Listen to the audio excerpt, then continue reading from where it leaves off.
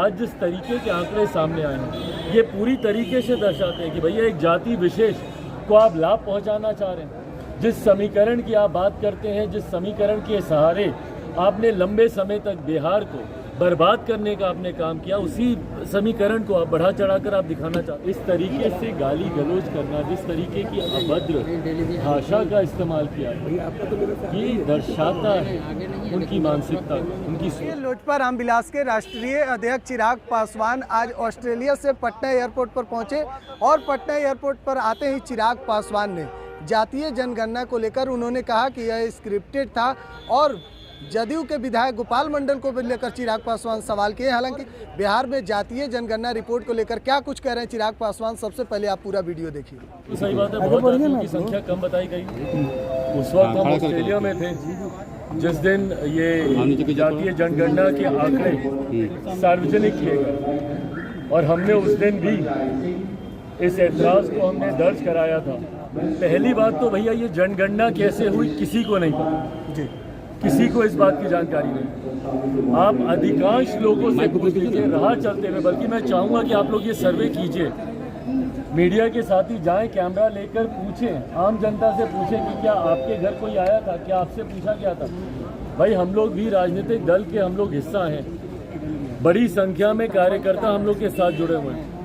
अधिकांश कार्यकर्ता ये बोलते हैं कि भैया हम लोग यहाँ कोई नहीं आया पूछने। तो ऐसे में ये जनगणना हुई कैसे? जिस वक्त इस जनगणना के प्रोसेस को तैयार किया जा रहा था उस वक्त भी हमने कहा था कि एक सर्वदलीय बैठक बुलाइए, नहीं तो इसका भी हाल शराबबंदी जैसा होगा।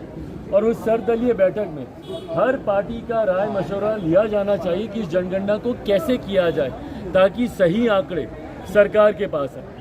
और उसके बाद आज जिस तरीके के आंकड़े सामने आए हैं ये पूरी तरीके से दर्शाते हैं कि भैया एक जाति विशेष को आप लाभ पहुँचाना चाह रहे हैं। जिस समीकरण की आप बात करते हैं, जिस समीकरण के सहारे आपने लंबे समय तक बिहार को बर्बाद करने का आपने काम किया, उसी समीकरण को आप बढ़ा चढ़ाकर आप दिखाना चाहते हैं। और बाकी तमाम जाति को, और मैं अलग अलग जमात में आने वाली जातियों की बात कर रहा हूँ, अनुसूचित जाति जनजाति में जितनी छोटी जातियाँ हैं उनको कम करके दिखाया गया है, पिछड़ा वर्ग में जितनी छोटी जातियां हैं उनको कम करके दिखाया गया। और सबसे बड़ी बात भैया कि विश्वास ही सरकार पे कैसे हो जब इस प्रोसेस को ही आपने सार्वजनिक नहीं किया, पारदर्शिता जिस प्रोसेस में बढ़ती ही नहीं गई। तो ऐसे में भैया बंद कमरे में बैठ के आपको जो आंकड़े दिखाने आप बता दीजिए, उसमें कोई आपको क्या बोलेगा।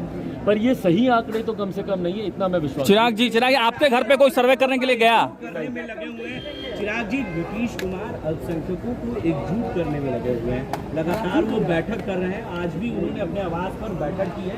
क्या लगता है मुसलमानों के वोटों पर उनका कब्जा नहीं? क्या तीसरी नंबर की पार्टी बनी 2024 में इसको लेकर रणनीति बना रहे, क्या कहेंगे? मुख्यमंत्री अगर ये चिंता बिहारियों के लिए करते, 13 करोड़ बिहारियों, मुख्यमंत्री जिस तरीके से बिहार को जाति में धर्म में बांटने का काम करते हैं, यही कारण है कि मुख्यमंत्री आज तीसरे नंबर की पार्टी बने हुए। इन्होंने जात पात धर्म मजहब के अलावा राजनीति किस चीज़ की है भाई? जहाँ पे जो अनुसूचित जाति में जो इनका समर्थक नहीं था उसको बांट के इन्होंने अलग कर दिया, उसको कहाँ गलत कर दिया। पिछड़ा वर्ग में जो इनका समर्थक नहीं था उसको पिछड़ा कर दिया। कभी अगड़ा कभी पिछड़ा, महिला पुरुष तक जो समाज को बांटने का काम करते हो, यही कारण है भैया कि 2020 में ये तीसरे नंबर की पार्टी बने। आज ये मुसलमान समुदाय के पास जाएं, अलग अलग जाति धर्म विशेष के पास ये जाएं, उनकी बैठकें करें। हकीकत है बिहार की 13 करोड़ जनता इनको नकार चुकी, इनसे आक्रोशित है। उसी का ही परिणाम था 2020 विधानसभा के चुनाव। अगले 2024 या उसके साथ होने वाले या उसके ठीक बाद होने वाले विधानसभा के चुनाव में आप देखिएगा इनकी पार्टी खाता तक नहीं खोल पाई। सर जातिगत जनगणना पे आप क्या रणनीति बना रहे हैं? राज्य की मांग कर रही है बीजेपी। भाई आज से थोड़ी कर रही है, ये तो उनका पुराना एजेंडा। सर जातिगत जनगणना पर आप क्या करेंगे सर? आपकी पार्टी क्या करेगी? भाई हम लोग चाहते हैं कि दोबारा से होना चाहिए और सही आंकड़े सामने आने चाहिए। इसके लिए क्या आप सड़कों पर